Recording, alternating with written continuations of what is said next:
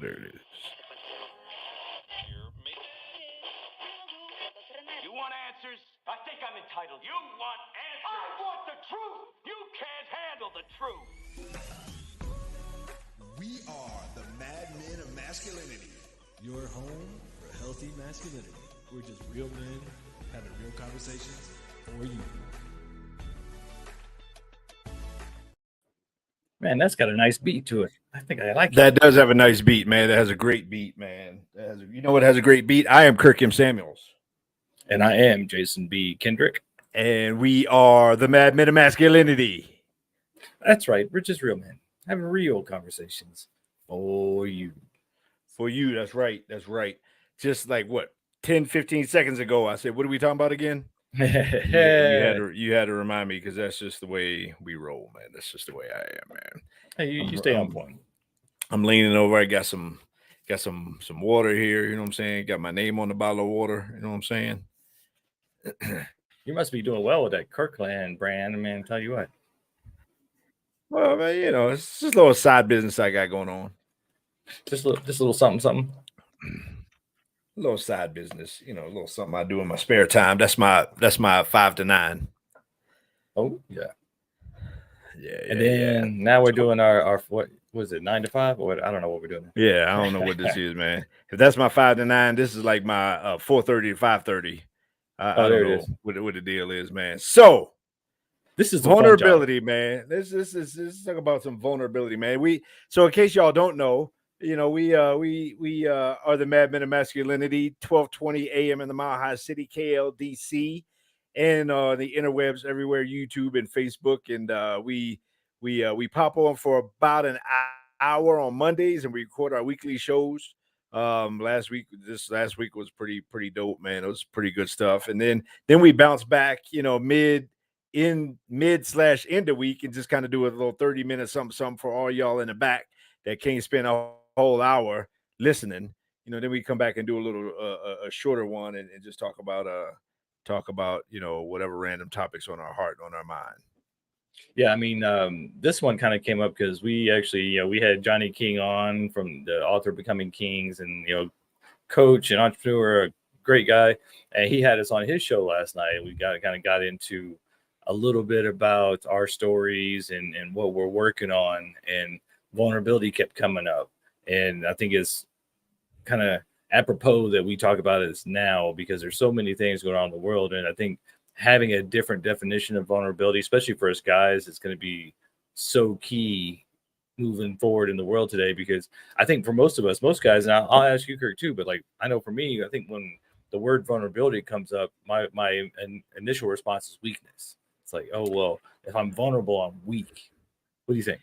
Yeah, I think historically speaking, anyway, that's kind of the stigma that comes along with the word vulnerability. You know, it's when you expose your vulnerabilities, you're exposing your weaknesses and all those other kind of things. And I think, you know, that kind of goes into the like I said, the stigma, stereotype, whatever you want to call it, of guys, especially a lot of guys. You know, and I think today it's even carried over to women, which, you know, we can get back to that later, but the whole idea of vulnerability is like, well, wait a minute, I can't be vulnerable because if I'm vulnerable, then that means you're going to see me as weak. And if you see me as weak, then that means you're going to take advantage of me. And if you take advantage of me, blah, blah, blah, blah, blah, all the dominoes fall. But rewinding the whole scenario back, you know, maybe, and not even maybe, it is time for a new definition of vulnerability, man. It's time for a new perspective, a new outlook on the concept of vulnerability. But yeah, to your point, you know, it has been a thing of weakness, and it needs to be something that we look at as strength these days. Yeah, I think vulnerability, especially when we redefine it for guys, I mean, even for ladies today, but just for the culture in general, vulnerability becomes a new superpower because honestly, it takes strength to be vulnerable. It takes courage. It takes an awareness of self-confidence, you know, a nice boundary or foundation of who you are to be able to say, hey, because I mean, vulnerability really is the ability to be vulnerable, which means the ability to be seen, which means the ability to be honest. And it starts with you. Can you be honest with yourself, especially for us guys? Can we actually be honest and go, I have feelings. Do I even know what these feelings are and express those feelings? And I think when it comes down to feeling weak, the reason we feel like it's weakness is because in some ways we feel like we're giving ammunition to somebody else who can use it against us. We say, oh, I'm struggling with this, or this is something I've had issues with in the past, or this is an addiction that am healing from or struggling with. We feel like maybe I'm putting bullets in their gun so that they can use that against me later. But honestly, we by expressing that, we're actually being more honest, and that vulnerability becomes your strength, because you don't have to remember anything you said that was the truth. You don't have to try to remember the lies that you told, or the fibs you told, or all the stories you made up. So by being vulnerable, by being honest, you get to be more and more yourself. I think it's the thing, especially for me, I know, but for a lot of guys today, working on being 100% yourself, being present, means being vulnerable and being honest with yourself more than anybody else. Like, and then not being feeling bad that I can say I'm struggling today, or I can say I'm sad, or I'm depressed, or I can say that I'm happy. I mean, the biggest thing I know, one thing for me that has been, I've been aware of it, but it's like it's really becoming to the forefront that I need to do something about, is that it's great to be stoic and it's great to be even keel, but when you're numb, when you're just flatline, that means yeah, you don't get too low, but you don't get high either. Like, you have to be able to have that emotional variability, like the heart rate variability kind of thing. So yeah, okay, maybe being even keel and non-emotional, it seems like a good thing, but when you cut off the bad emotions, or what we consider lower vibrational emotions, you're also cutting off the higher vibrational emotions. So you make yourself in this kind of just numb space in the middle. You don't take, or you don't put bullets in the other person's gun when you're vulnerable. You actually take ammunition away from other people.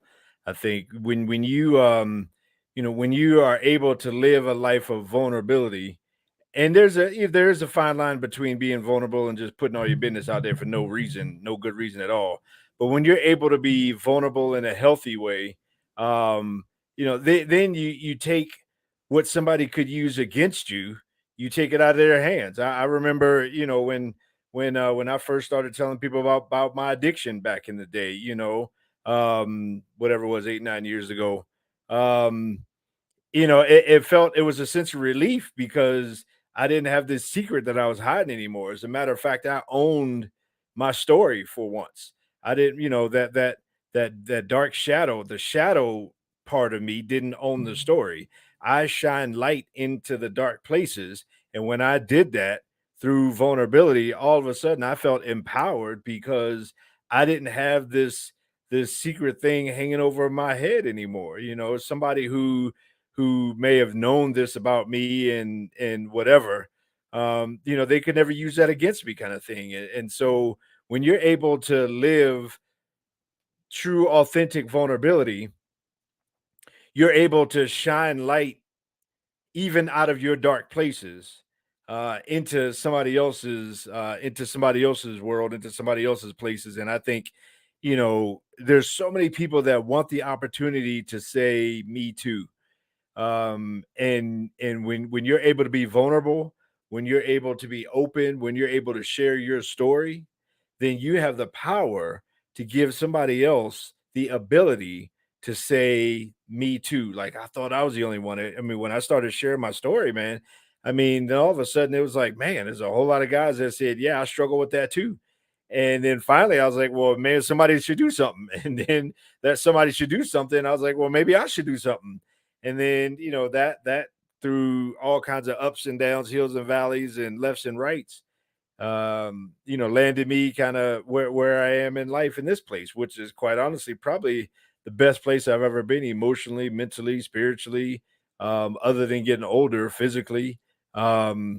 And so, but all that started with just the vulnerability of owning my story and being like, I'm gonna put it out there.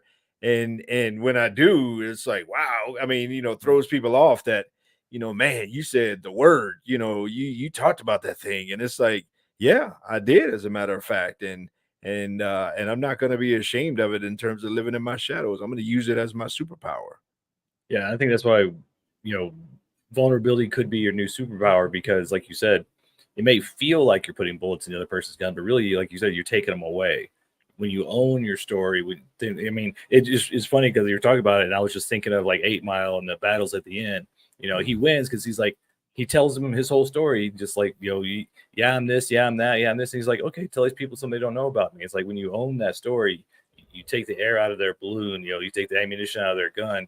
And it's one of those things that we think when we show emotion, or when we act in a vulnerable way, when we're honest and truthful about what's going on with us, we think in that time internally that that's weakness, or that we're not being strong and stoic, especially as guys.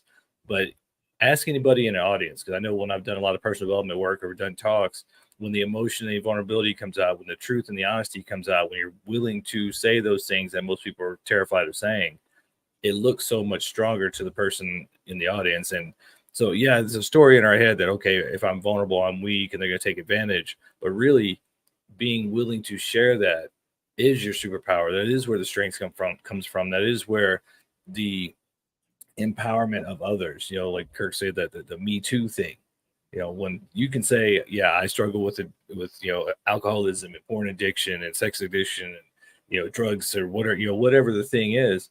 And somebody else says, oh, I do too. And now because you said it, I don't feel like I'm alone. And especially for us guys, we all feel like we're isolated.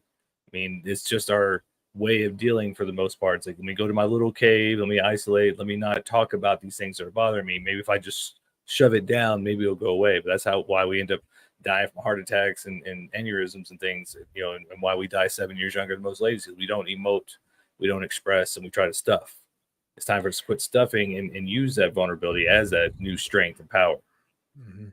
A lot of this really centers around a lot of the work that that Brene Brown started many years ago, or many relatively speaking, but she started a whole lot of years ago about the power of vulnerability, and just just being open to be you, and to be a real authentic you. And this world needs more real and authentic people, who are willing to just be brave, to be vulnerable, to be transparent, to be all of those kinds of things. Man, we live in such a surface world. I mean, man, how much of our time is spent on screens these days? Two-dimensional worlds, and we're three-dimensional beings, right? And so, I mean, when we live so, how many of us have hundreds, if not thousands, of quote unquote friends on social media, but when it's time to move, how many people show up? I mean, that, and that's just kind of the society we live in, where we call people friends who are really just voyeurs into our production that we call social media, our curated, life that we call social media. So, so the power of just being real and authentic and being vulnerable, and just being like, you know what, I'm just gonna be me. And I'm gonna give you the permission, the opportunity to either like it or not, to either accept it or not. But I'm just gonna be me. These are the ABCs of me, baby. I mean, that's what Rod Mhm. Tidwell said and Jerry Maguire. I mean, so so I think there's tremendous power that she kind of unleashed, just in the whole idea of being vulnerable and being brave in that vulnerability, and just being open and honest with who you are. Yeah. Yeah. I think the other part of that superpower of vulnerability is that, when you are yourself, when you are more yourself, and you do show all those parts of you, you attract those people who resonate with you.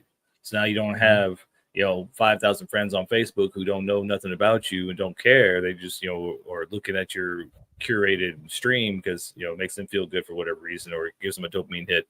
But you actually get the people who like you for you, the good, the bad, the ugly, all those things. And you can have Mhm. real relationships. And, with Brene Brown's work, it's all about shame. I know for most guys nowadays, we are dealing with toxic shame, whether we know it or not, just because of the culture we live in. It's not safe to just be a man anymore. It's not safe to be masculine anymore. We're being bombarded on all sides by this, left wing feminist, whatever narrative that says, okay, don't be a guy. Whatever you do, don't be masculine. Be what we want you to be.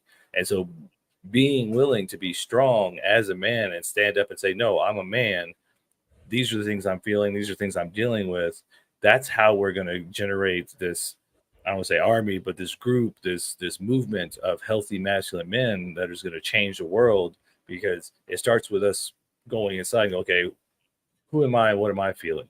Let me share Mhm. that with another dude. And that's the thing, like to your point, you want to make sure you share it with somebody safe. Don't just be sharing it on social media for attention. Don't be just putting your business out there for anybody. Find a group of guys who are doing the work together, who have been through some other things together, and share those things, because that's healing. A lot of times, what we tend to do when we just share things outright, whether it's trauma bonding or love bonding or whatever the bombing is, we just put that stuff out there almost as in like emotional vomiting. It's like, I've been holding this all in, I can't keep it down anymore, let me get it all out. Well, nobody asked for that, nobody wants that. But when you get in a group of healthy men who are working together, who have similar experiences, that's a safe space to share your vulnerability, and that's where you can heal and grow from. But when you do the toxic, bombing of emotions on somebody else who didn't ask for it or isn't doing the work, then that's part of that cycle of not feeling good enough to actually heal, or not feeling worthy enough, or not feeling like you have what it takes to heal whatever it is you're going through. We sometimes get on this vicious cycle of toxic activities and mindsets and emotions that just keep us going on that hamster wheel, because don't know how to step off of it, and we don't feel like we are valuable enough or worth it to actually do something about it. We're like, oh, that's just who I am. Oh, if it wasn't for bad luck, I wouldn't have no luck at all. All these different mindsets, but it's just a matter of shifting and going, okay, I want to be healthy now. Who do I know, or who can I find as a man that's doing the work to be more healthy, and then share what I'm going through with them so that I can be a better man in the future. Yeah, just so we'll a quick reset, Men of Masculinity, Jason B. Kendrick, Kirk M. Samuels. Coming back on our second week, second part of the week, chat, conversation, stream, broadcast, or show, whatever you want to call it. And so yeah, so just talking the whole idea of vulnerability today, man. And you know, I I think it seems like, especially over these last handful of years or whatever, culture has been driving men out of masculinity and driving men away from being our authentic selves, our vulnerable selves, and have been driving women more into masculinity, more into the whole idea of power. And that power looks like, dominance and whatever. I mean, which is ultimately, things that look a whole lot like what the traditional masculinity is not supposed to be, right? You hear girl power, girls rule the world and all this other kind of stuff. And, it's like, okay. But in any case, it pushes us out of the authentic who we are, and pushes us out of, you know, um, out of kind of the way we're generally made, generally built, and all these other kind of things. And it pushes us into space, man, where we can't be vulnerable, man.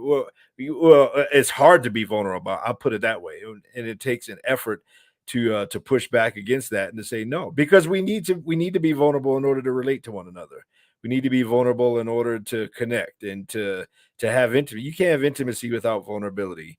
And so you gotta be that. You have to have that in order to connect in the deepest ways possible. Yeah, it's the desire to be true and to be real, to be who you really are. And for a lot of us guys, if we're struggling with, I don't know my purpose, or I don't know which direction to go, or I can't find my person, I can't find, you know, whatever it is that's going to make me feel like a man, that purpose, that passion, that family, the thing that we are living for, we're contributing to. A lot of times that comes from because we're not going within. We're unwilling to look within. We're unwilling to do the shadow work and actually acknowledge. So many guys are just stuffing and medicating with whatever substance or whatever activity to ignore what's going on. But it's when you dig deep and not be afraid of that shadow, not be afraid of that shame work. Read all Brene Brown's books and watch all her talks and learn that shame, that toxic shame is what's killing us, especially as guys, because we have to be willing to get, you know what? Yeah, I felt ashamed of that. But when you really look at it, what was I ashamed of? So many things that we feel ashamed about are just common things that everybody's dealing with, but nobody wants to talk about. Shame and vulnerability and emotions for guys has turned into the new religion of politics. Don't talk about that. Shove it under the rug. Let's not have a discussion about it. Let's just ignore it. And we wonder why we're struggling so much and can't find purpose and peace and power and passion in our lives. And this is why this is important. This is important because um because in order to be your authentic self, um, in order to have that, in order to be that, you got to have the guts, you got to have the courage. All of these words are things that just turn it into a Brene Brown show. But all of these are kind of the key words that she kind of latched onto in all of her work and stuff. And we need that as men these days, man. We can't do this thing alone, man. It's too much for any one of us, and it takes other men to come alongside of us, to fight with us shoulder to shoulder or back to back. It takes that. It takes the women in our lives to, all of us came here through a woman, right? And and it takes the women in our lives when we have just connection and relationship and intimacy with all of them. And so if you can't have the guts to be courageous and to maybe to be able to talk about some stuff that's uncomfortable, maybe be able to talk about some stuff that man, this happened to me, and this happened to me, and all these other kind of things. And to be able to say whatever, it is a huge day, even in all of my intimate relationships with people of different capacities, when I can open up and just say, hey, man, sometimes I deal with, I struggle with things. I struggle with some things in the sexuality part of who I am. Guess what? My virginity was taken away from me by a woman when I was 15 years old. I mean, I can go on and on with all these different stories, and that's not me being a victim when it's in the right context. But if it's in an effort to connect with somebody about something, then that's healthy, and that opens the door for somebody to understand you better and to see you better. We all want to be seen, but you can't be seen if you're not willing to be vulnerable, because you're just going to live behind a mask, and you're just going to wear your armor all day every day, and including in all of your most important relationships in life. Yeah, I mean, one of the things that I know I do and a lot of other guys do, especially as we get older, is the isolation. Like we just don't want to deal, we don't want to get out there. Mhm. But to be healthy men, especially nowadays, we've got to get around other men and talk about these things. I mean, you talk about having, sexual issues or traumas. I mean, my sexual education came from pornography. It like started at 5 years old. Like that became my education. And that became like, okay, I don't know what that is, but I want more of that. And so that I mean at that young age, talking about a formative age, it changes your brain chemistry, it changes a lot of things. And so being able to talk about those things and let somebody in, because we're so afraid of judgment. But the more we share, the more people can understand us. The more those who actually want to get to know us will know where we're coming from and why we do the things we do, why we feel the way we feel. And if we don't share those things, we're not willing to be vulnerable, if we're not willing to say, hey, this is my childhood, this is what I dealt with, this is why I have these reactions, or I like things I do or don't like the things I don't like, it's because of X, Y, and Z. If you want to have an intimate relationship, your partner needs to know those things. You need to know them first.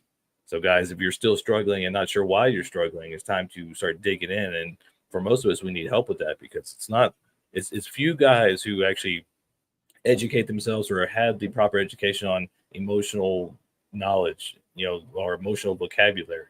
A lot, for most guys, it's mad, happy, sad, horny. Like we got these four, we know those, but when it comes down to, you know, subtle emotions or subtle feelings, we just don't have the vocabulary or the education. So it may be time to get that to help Mhm. yourself out so that you can gain that vocabulary and that knowledge and that skill set to be able to explain that to the most important people in your life, so they can know you deep down as well, and you may be able to start a trend and get to know them as well, and then create the intimacy that we're all lacking.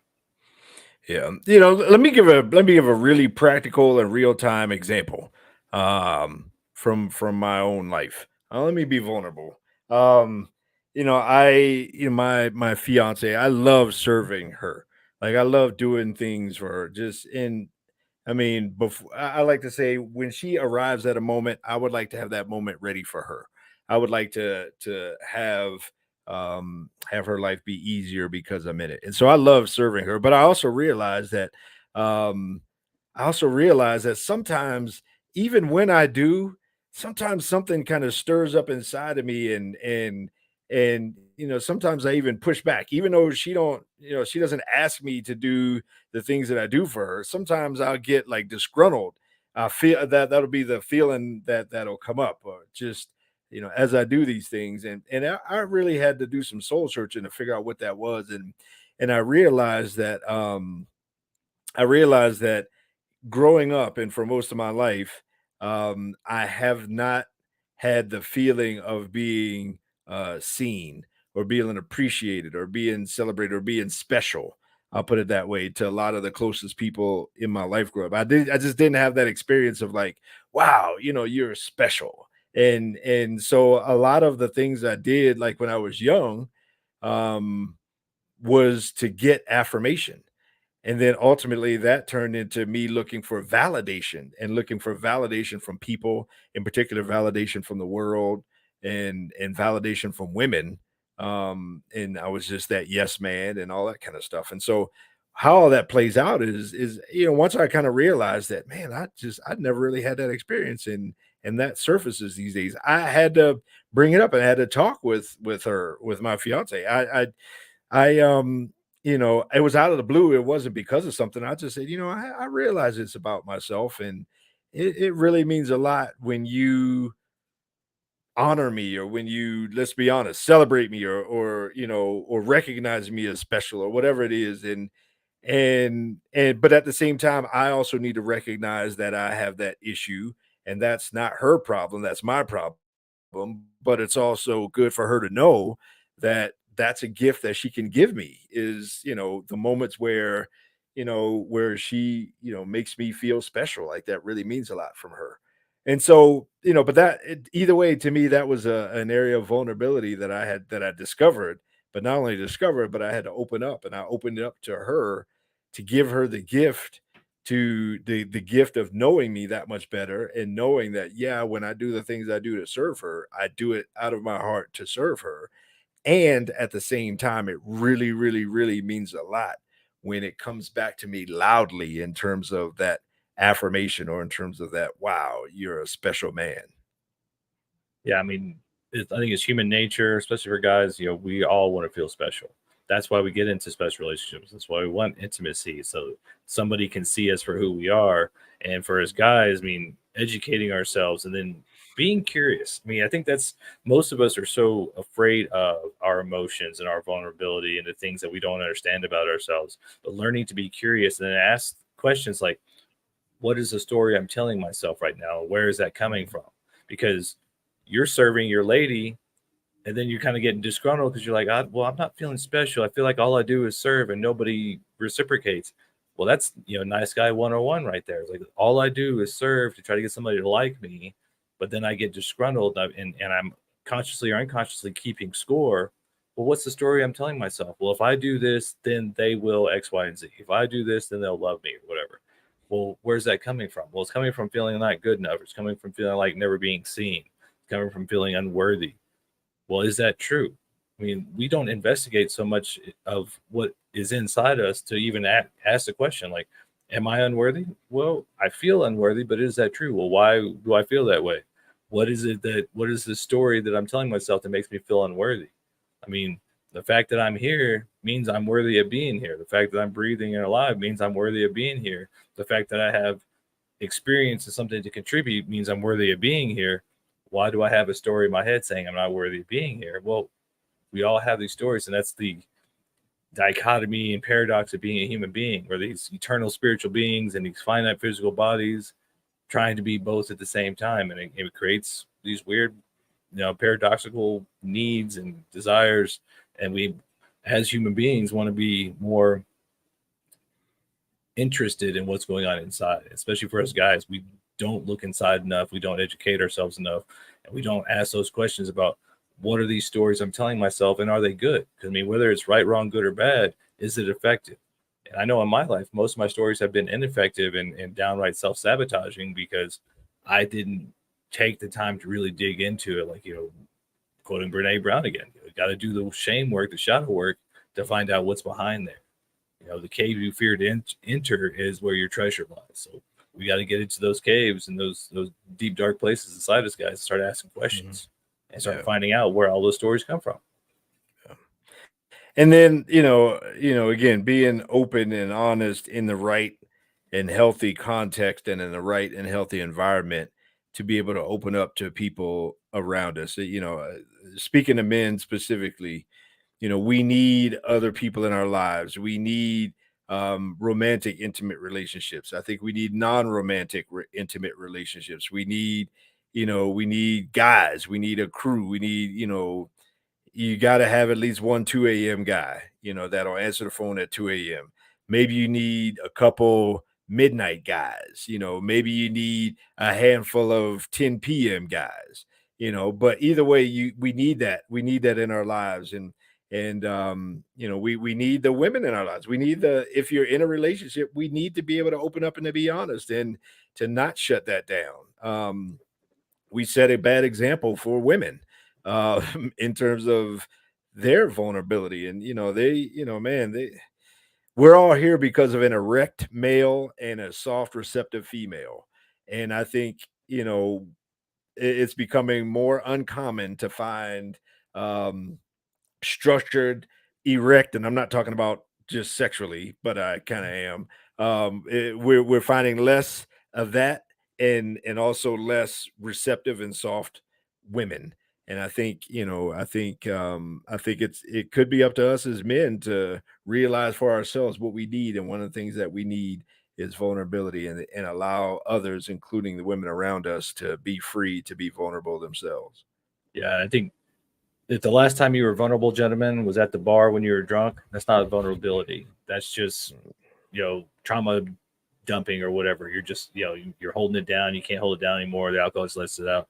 Finding healthy ways of releasing and being vulnerable in the right spaces with the right guys, and then getting an education. Because the reason we as men, a lot of times nowadays, don't have the backbone, don't have the foundation, the structure, and the self-esteem, is because we're afraid to look within.